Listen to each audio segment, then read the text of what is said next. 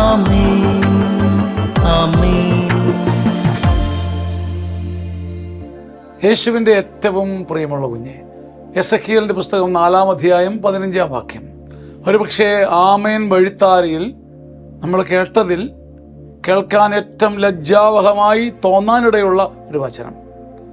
നാം ഈ വചന ശുശ്രൂഷ, ആമേൻ ശുശ്രൂഷ ആരംഭിച്ചിട്ട് എത്രയോ എപ്പിസോഡുകൾ കടന്നുപോയി. എസെക്കിയേൽ 4:15 കർത്താവ്, ദൈവമായ കർത്താവ് എന്നോട് അരുളി ചെയ്തു, എസെക്കിയേലിനോട് അരുളി ചെയ്തു, അപ്പം ചുടുവാൻ മനുഷ്യ മലത്തിന് പകരം പശുവിൻ്റെ ചാണകം ഉപയോഗിക്കുവാൻ ഞാൻ നിന്നെ അനുവദിക്കുന്നു. ആരാണ് എസെക്കിയേൽ? ദൈവത്തിൻ്റെ പവിഴമഴ നദിയിൽ മുങ്ങിക്കുളിച്ച മനുഷ്യൻ. ആരാണ് എസെക്കിയേൽ? തൻ്റെ കൺമുമ്പിൽ അന്തമില്ലാത്ത അസ്ഥിത്താഴ്വയിൽ അത്ഭുതത്തിൻ്റെ കനകമഴ ദർശിച്ച മനുഷ്യൻ, മഹാപ്രവാചകൻ.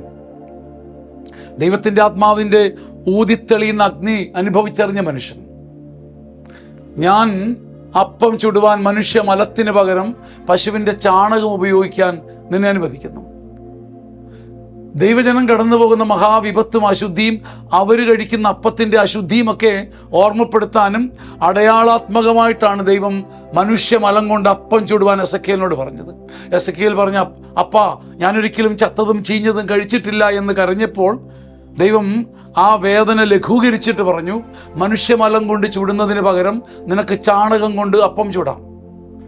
എന്ന് വെച്ചാൽ തകർന്ന മനുഷ്യനെ ആകാശം വരെ എത്തിക്കുവാൻ, ഭൂമിയിൽ അത്ഭുതങ്ങൾ ചെയ്യുവാൻ, ഒരു മനുഷ്യൻ കടന്നു പോകാനിടയുള്ള എളിമപ്പെടുത്തലുകളുടെ അങ്ങേ അറ്റത്തെ സ്വർഗം സൂചിപ്പിക്കുന്നത് ഒരു മനുഷ്യനെ വിധിക്കാനല്ല, ഒരു ജനതയും ഒരു സമൂഹവും അത്ഭുതകരമായ അസ്ഥിത്താഴ്വയിൽ ഉയർക്കണമെങ്കിൽ നമ്മിൽ ആരെങ്കിലുമൊക്കെ മണ്ണോളം താന്നാൽ പോരാ.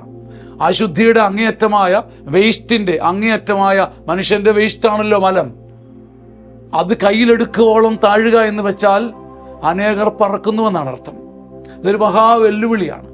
നമുക്ക് കനകമാളിയിൽ നിന്ന് താഴോട്ടൊന്ന് ഇറങ്ങാൻ പാടാണ്, പിന്നല്ലേ മണ്ണിലും ചെളിയിലും കാലുകുത്തുന്നത്. മനുഷ്യമലം കൊണ്ട് അപ്പം ചൂടുന്നത് ചിന്തിക്കാൻ പോലും നമുക്കാവില്ല. ദൈവം പറഞ്ഞു, പശുവിൻ്റെ ചാണകം കൊണ്ട് നീ അപ്പം ചുട്ട് ഭക്ഷിക്കണം. ഈ കടന്നുപോകൽ ഒരു ജനതയെ മുഴുവൻ മോചിപ്പിക്കും. ഇന്നും ആരെങ്കിലും എവിടെങ്കിലും പറക്കണമെങ്കിൽ ആരെങ്കിലും മണ്ണിലും ചെളിയിലും ചാണകത്തിലും ഇഴയണം. ആ കരുത്തുള്ളവർക്ക് ദൈവം ആ വരം നൽകും. അവരിഴഞ്ഞേ പറ്റൂ. ആ ഇഴച്ചിൽ പിന്നീട് പുഴു ശലഭമാകുന്നത് പോലെ ശലഭമാക്കി മാറ്റുകയും ചെയ്യും. ആമേൻ, ആമേൻ, ആമേൻ.